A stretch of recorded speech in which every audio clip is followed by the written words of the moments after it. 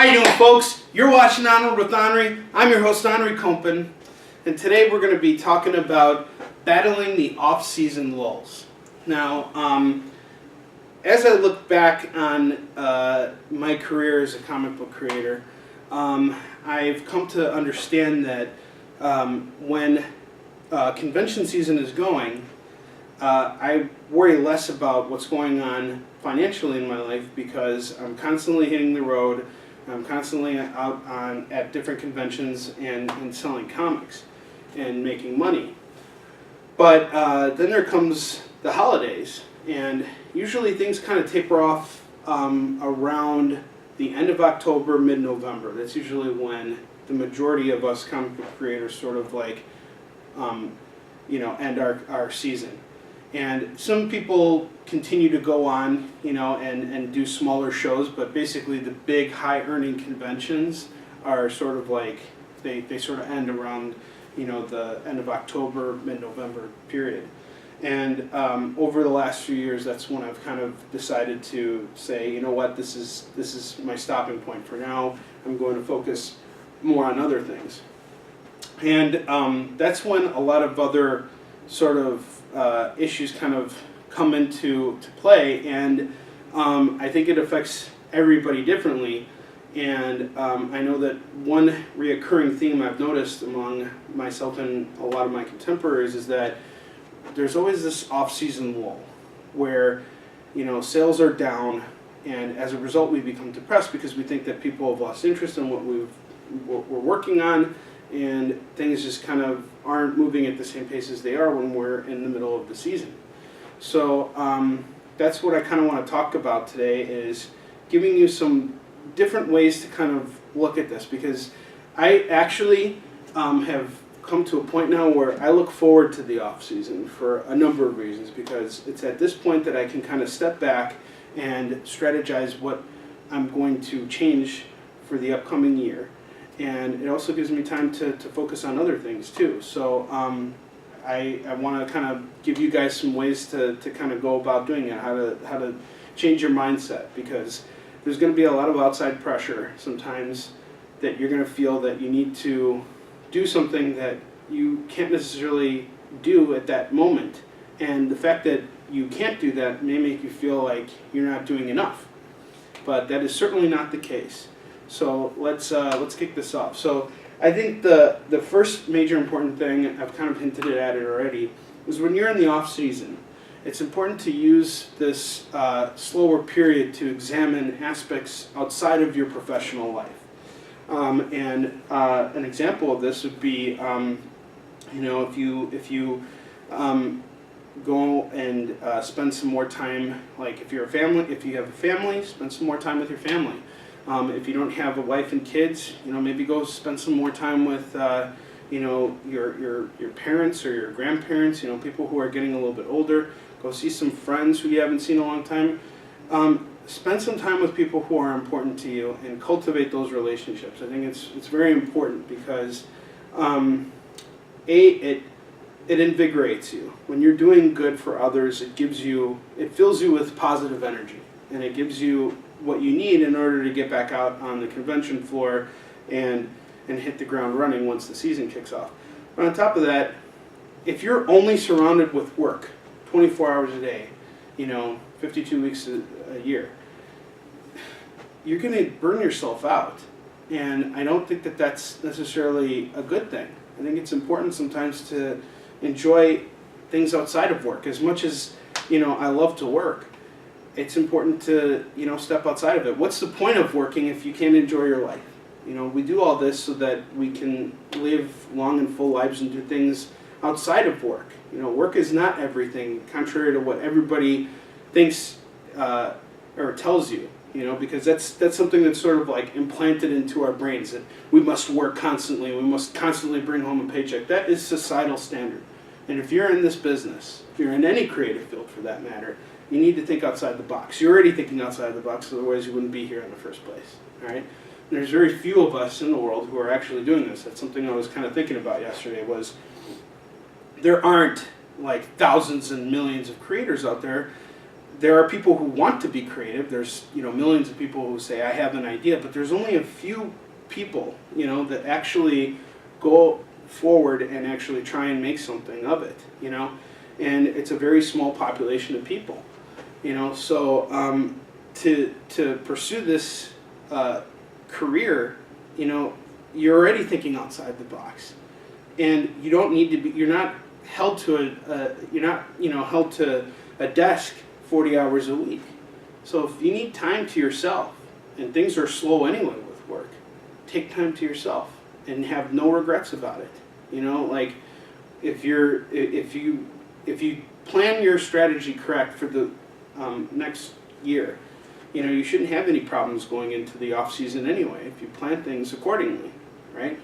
And that's not to say that you shouldn't work at all, but just change the capacity at which you work. Now you don't have to worry about conventions for the moment. So what other things can you be doing? Like, that's a segue to the second point of how to manage your time during the off season.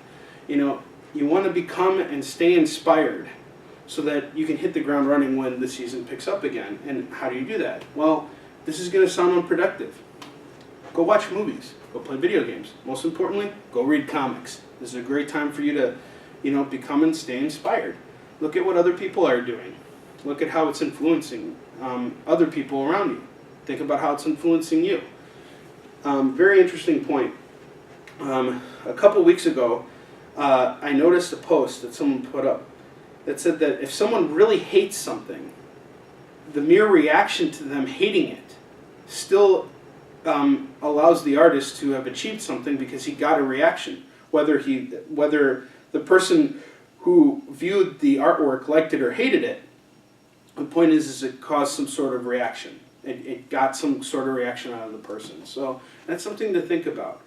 And what have I been personally doing with the off season? Well, quite a number of things. And kind of going back to point number one, and then I'll kind of segue over here. So I use slower periods to examine aspects outside of my professional life.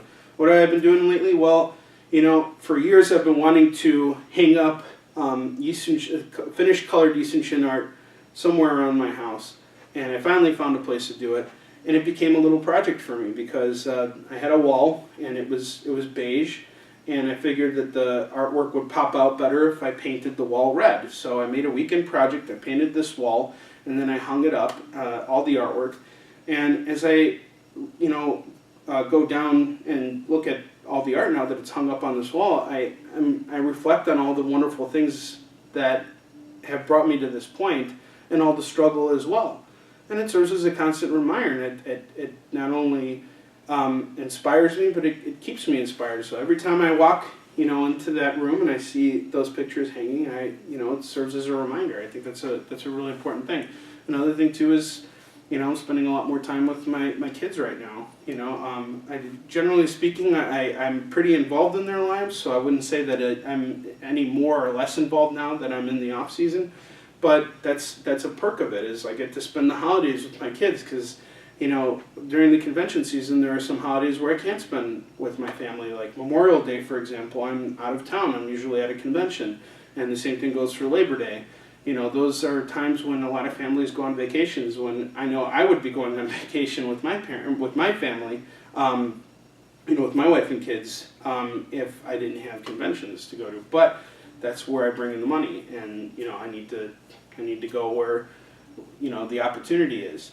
And that's also one of the reasons why I love the off season and the holidays so much. Thanksgiving, Christmas, New Year's, Hanukkah, all of that stuff, is because that's a time when I can actually be with my family. And that's something that I think is very important to me, and I think it should be important for everybody, because we are only as strong as the people around us who support us to be strong and to feel good about ourselves. So that's something important. And how have I become and stayed inspired recently? Well, last week I went and saw Bohemian Rhapsody, and I thought that was a phenomenal movie. I really liked how how they examined Freddie Mercury's career throughout, and not just Freddie Mercury, but his band Queen, and how they built something out of nothing. And to me that means so much, because I don't rely on finding freelance work from bigger companies, I'm mostly focused on building everything with Yisun Shin, and that's been a really difficult journey for me because a lot of times I feel like I'm alone. Like I don't have distribution, I don't have sales across the board through the direct market, and also another thing too. It's like there's not anytime I make a decision, Bleeding Cool and all the other comic book sites are not up and discussing it. If they do mention me, it's on a rare occasion when I've done something random. It's funny. Anytime I've gotten mentioned on Bleeding Cool or any of the bigger sites, it's not like I calculated it. It just something happened at that point. And the thing that I find really amazing about it is it seems like everybody already knows who I am anyway. So I don't necessarily need to worry about staying in the spotlight there. For me, it's important to kind of continue on my journey. And aside from watching Bohemian Rhapsody, yesterday I just started playing the new Spider-Man game on PlayStation 4. And that game is just...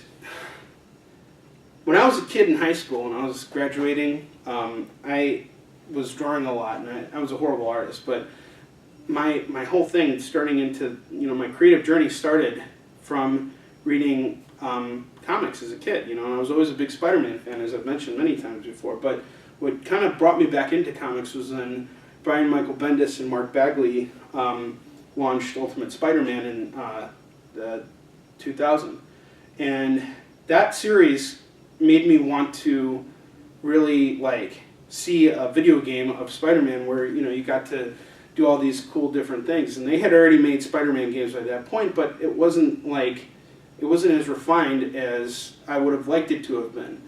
And of course I never got to work on a Spider-Man video game, but all these years pass, and now all of a sudden there's this Spider-Man game that's exactly what I would have wanted it to have been if I had had a chance to work on it. But what I find kind of amazing about that and why it inspires me is because it shows just how far, Stan Lee's ideas have come since he was, in the Marvel bullpen. It wasn't even called the Marvel bullpen. It was, Spider-Man was introduced in a comic that was canceled. Amazing Fantasy 15 was a canceled comic. That was the final issue of that series, and that's where he introduced Spider-Man. It was so well received that he launched a series on it, and now it has run on for 800 plus issues. It's really amazing, and it has such a long legacy and all this stuff, and it inspires me to do the same thing with Yisun Shin, is to see it grow to the point where it goes beyond me, and that's something that I aspire to live to see happen. And experiencing those kinds of things kind of gets the juices flowing. It makes me think about different ways to think about my business, different steps to take. It also gives me energy to want to do conventions, period, because again, going to these conventions, the majority of the time when I'm on the sales floor, I'm getting rejected. I guarantee you I get more rejections than I get sales at any convention. But it's about the interactions that I create with the people that buy the book that matters to me. And to convey the energy that I want to convey is very important. And I use the off season to get inspired. I'm not thinking so much about financial struggles and things like that. Sure, they do weigh in. I mean, you can't ignore the fact that you need to put, a roof over your family's head and things like that. And, luckily I have my wife's help in order to leverage things out. That's the wonderful thing about being married. But, I still have to do my part as well. And so I use this time to kind of, focus on other areas. So, and to keep myself inspired and to think about the bigger picture. Where am I going to go tomorrow with this? How am I going to get to that next point so that I can, take some stress off of my wife and carry more of the burden. So those are things that I've been doing recently, and I've also been reading comics too. I'm rereading Daredevil Born Again because I really, really loved Daredevil Season 3, and I'm actually rewatching Daredevil Season 2. And, all these things, you never know how they might inspire you. But the thing that I find really amazing about all this, the consistency of it, is that, it's all stuff, the stuff I'm exposing myself to right now is all stuff that Stan Lee had his hand on. And there's another book that I'm trying to find right now that Stan actually wrote about writing comics in like the 40s. And that's something I plan on getting my hands on. I think it might just be like a PDF thing. I don't know if it was an actual book, but it's something like I'm on the hunt for right now. And it's just something like I've been doing. And the final thing I've been doing to kind of get off the off-season lull, and the one thing that I think is most important, and it goes without saying for anybody in any creative field, is the ABC rule. Always be creative. All right. While all this is happening, I am also working on the second half of Hunter and Destroyer 1. I can't forget the fact that I just raised money on Kickstarter and now am obligated to release the next issue of the book next year. I have to get it out there. So I am working with my creative team right now to get stuff done and to work on new scenes and things like that. But, I have to come up with good scenes. I don't want to just drum this out so I can get it out and, forget about it. These are the last 4 issues of Eastern Shin. I want every single scene, I want every single moment to be the best work that I can possibly get out of not only myself, but my entire team. So there's a lot that goes into it. And it's a lot of creative thinking. It may not feel like I'm working. It may seem like I'm just wasting time. A lot of people around me may, sometimes make comments like that. But people don't understand that when you're in the creative field, in order to be creative, you have to be inspired. That's the only way you can really be creative. When you're forced to be creative on the fly, you're kind of like throwing darts at a board and hoping you'll hit the bullseye.